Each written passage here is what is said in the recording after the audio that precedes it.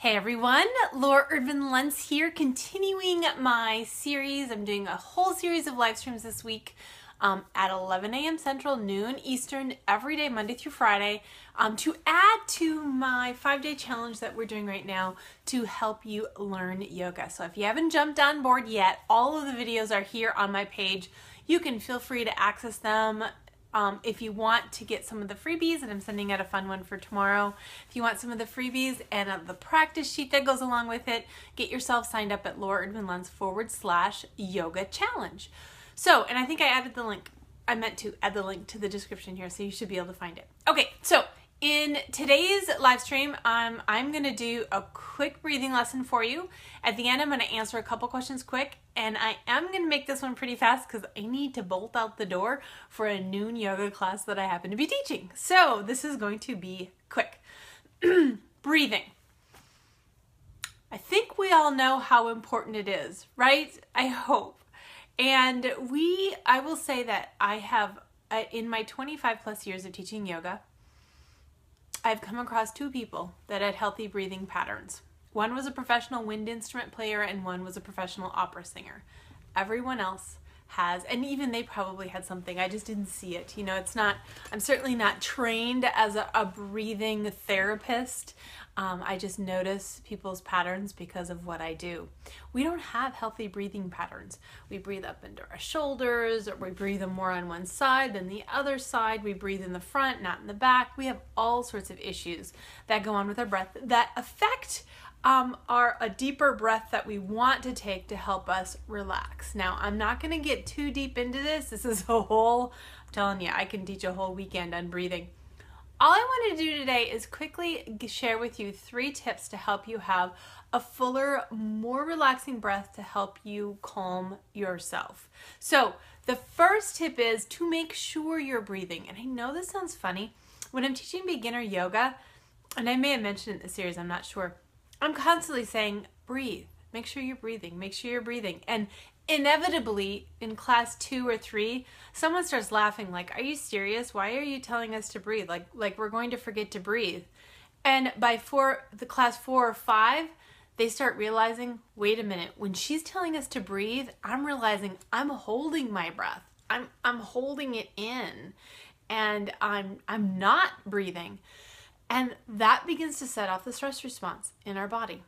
But if we can spend some time thinking about breathing and making sure we're breathing, that's where yoga can be a really powerful practice. If you're following your breath as you're practicing, then it's incredibly powerful to help you begin to calm down. Just to make sure you're breathing in and out, and you keep going with that flow.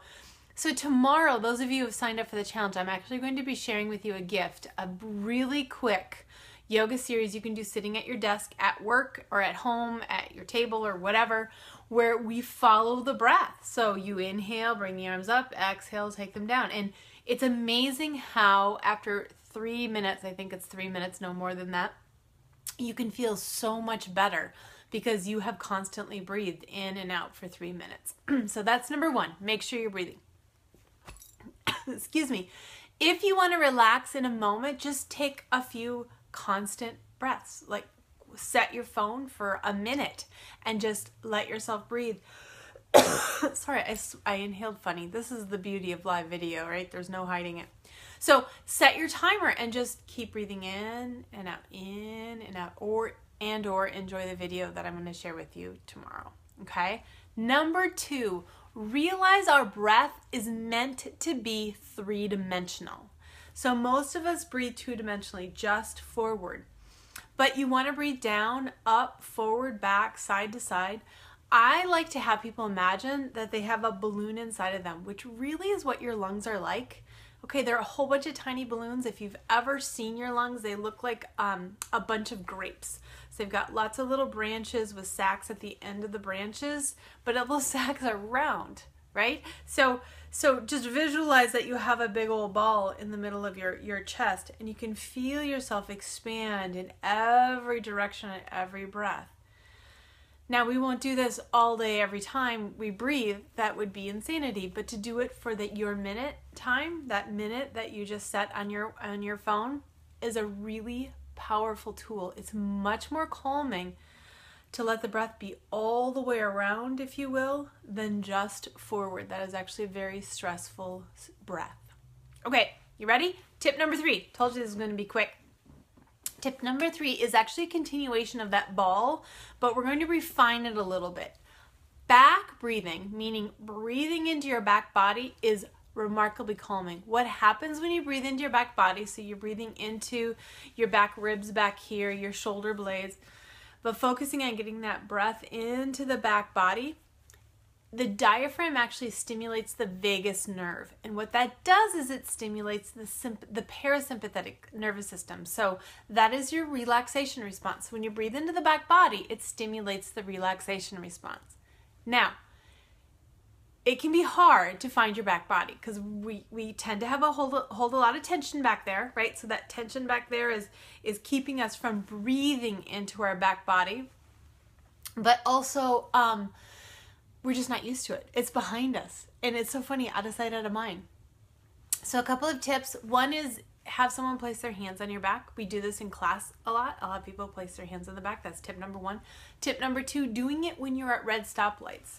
Okay, so you feel your back against the car seat, and then it helps you feel. And you can kind of fake it a little bit. Just kind of breathe into it as you inhale, and that helps wake it up a little bit.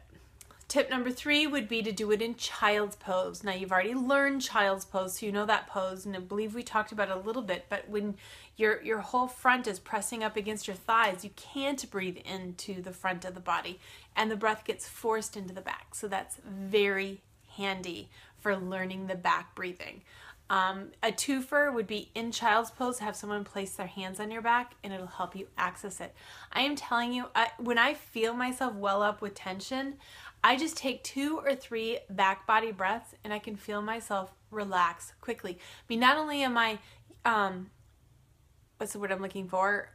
Stimulating, that would be the word. The vagus nerve, it also softens the tension in my back just a little, which helps me calm down as well. Okay? Your breath is a very powerful tool.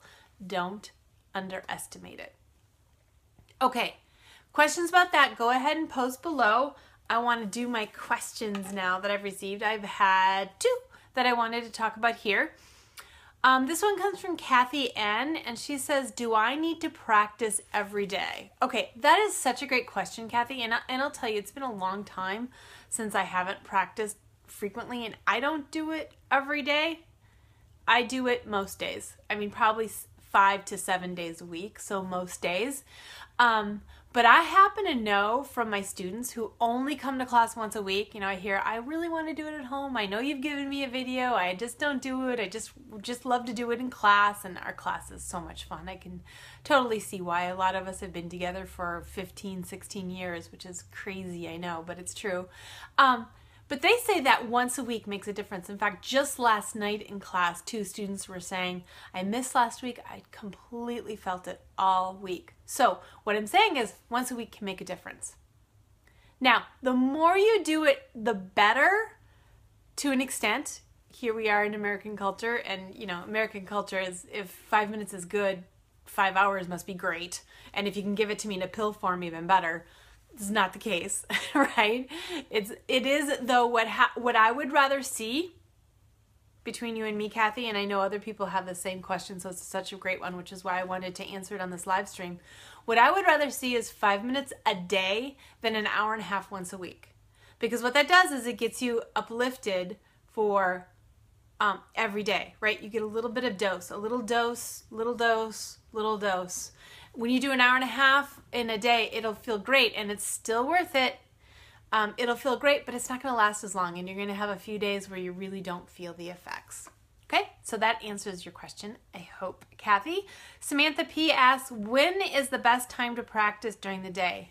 Here's my answer. You ready? Whenever you'll do it. Now, having said that, I will say that most people find mornings are the best because that's when your resolve is the strongest. Later on in the day, especially in the afternoon, maybe in the evening, other things are coming. It's like, oh, I really wanted to practice, but laundry is calling me, or I need to do the dishes, or I need to make dinner, or work is calling me, whatever. It's easier to get distracted. Morning routines tend to be more compact, more, we more easily commit to a morning practice. So it depends on when you're going to do it, when you feel ready, when you would enjoy it. My own 2 cents is morning seems to be the best. I actually learned that from a teacher, and I do an afternoon practice a lot. I am definitely drawn to my practice a little bit more than perhaps a beginner student, so it's easy for me. But I will tell you, when my teacher said that afternoon practices are easily thwarted, I was a little offended because I said, no, I'm really committed.